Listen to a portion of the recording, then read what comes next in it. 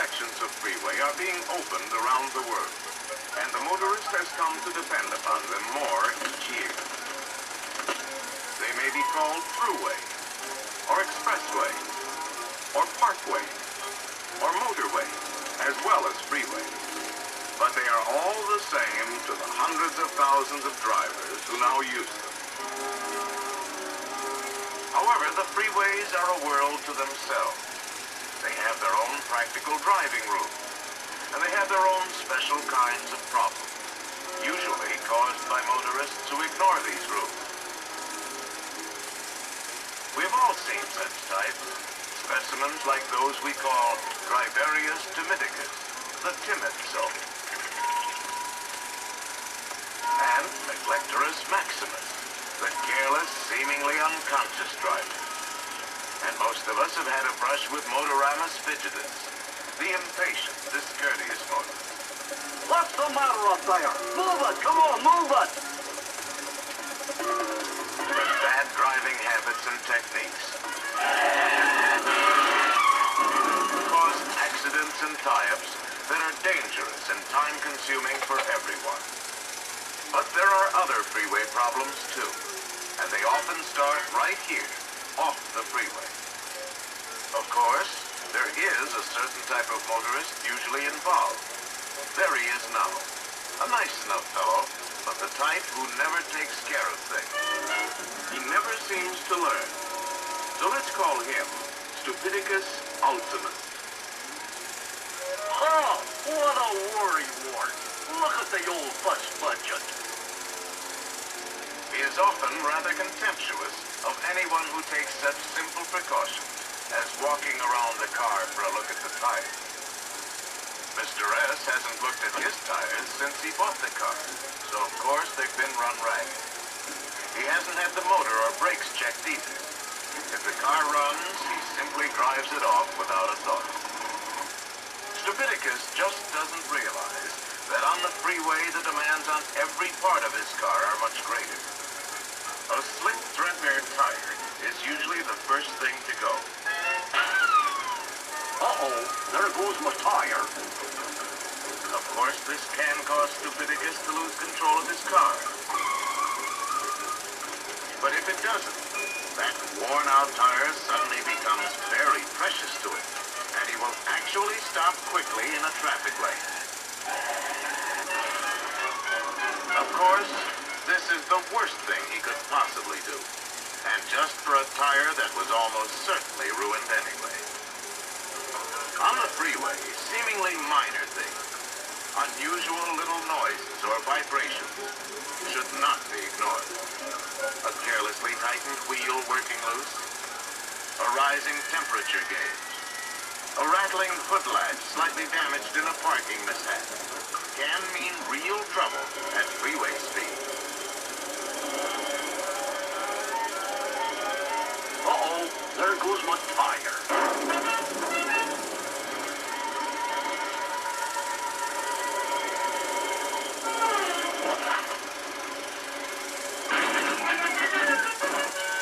Stupidicus is the only one to blame for this predicament, but he has other ways of causing himself trouble too. For example, the way he puts things in his car. See how carelessly he piles them in the back seat, never thinking that in a sudden stop, ouch! Oh, ouch! Every one can become a dangerous projectile, threatening his life and limb. But even worse is the way he loads a trailer. He usually piles too much on and then ties it down very carelessly. Naturally, at freeway speeds, part of the load is soon distributed along the way. This adds to other carelessly scattered litter, all of which costs millions of dollars a year to clean up. But there are often more immediate and far more serious results.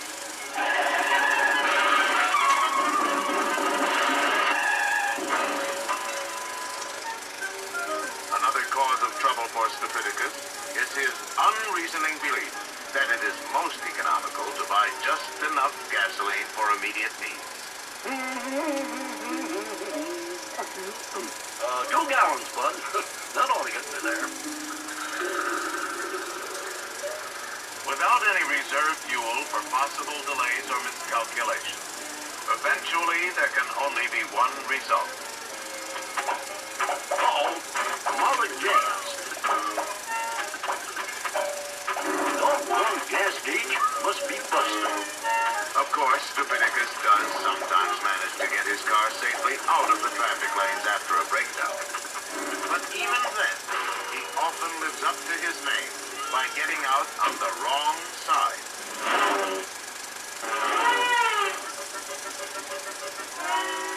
Or sometimes trying to make repairs while actually standing in a traffic lane.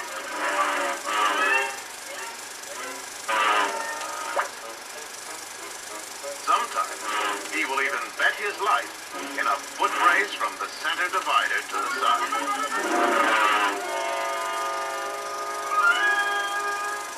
Once in a while, in spite of all precautions, a breakdown will occur.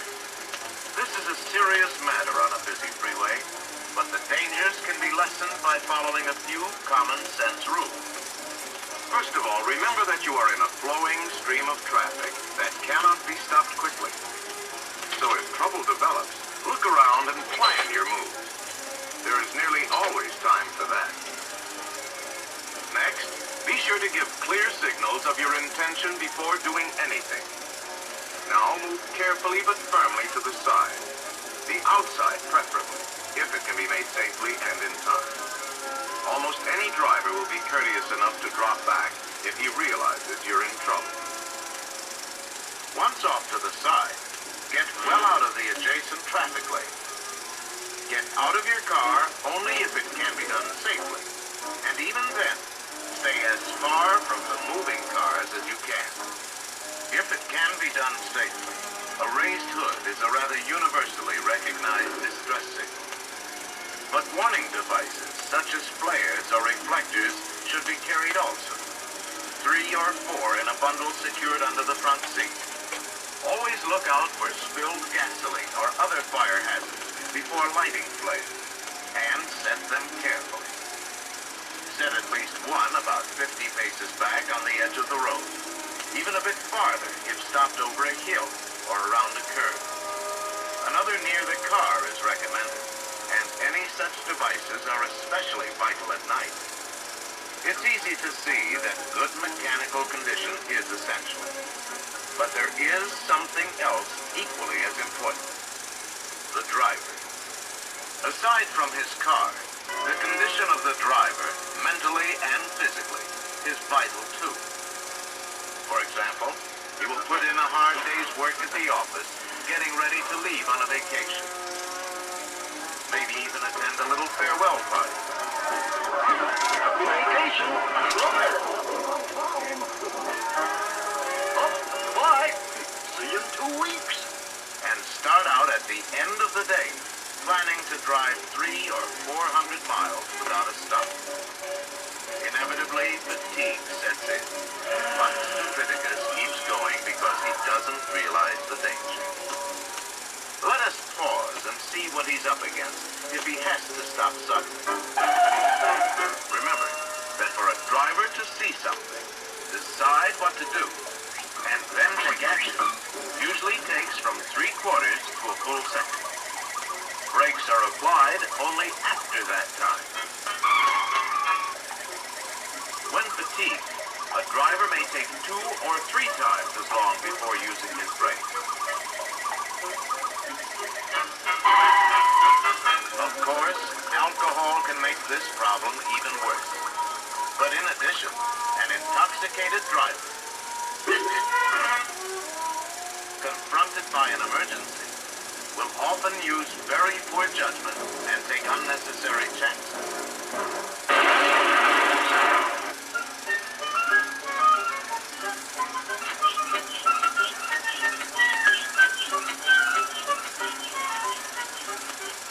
Another problem on long trips is that the constant speed, steady hum of the engine tend to subject Stupidicus or any other driver to a kind of freeway hypnosis.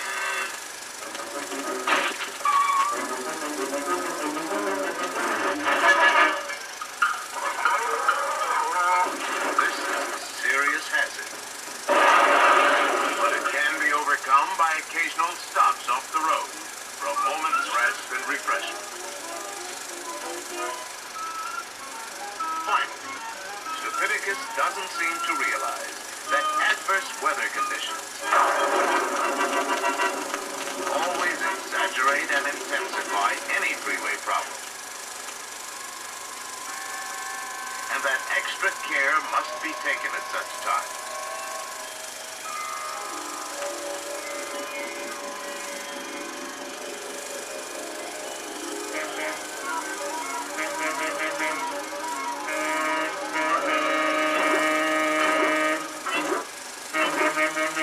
He must learn that planning ahead is essential to safe, efficient freeway driving. And he must not forget that this applies to short trips as well as long ones. Many common freeway problems can be avoided if a simplified sort of checklist is followed before getting on the freeway, whether to go across the city or across the country.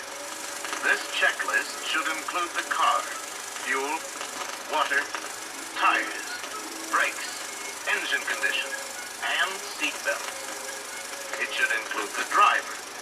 Rest beforehand. Be alert. No alcohol. Rest stops on long trips. And it should include the freeway. Traffic conditions, weather conditions, knowing where to get on, where to go, and where to get off. And there is one more item to be included always. One for which there is no substitute. Plain common sense. Yeah, just plain common sense.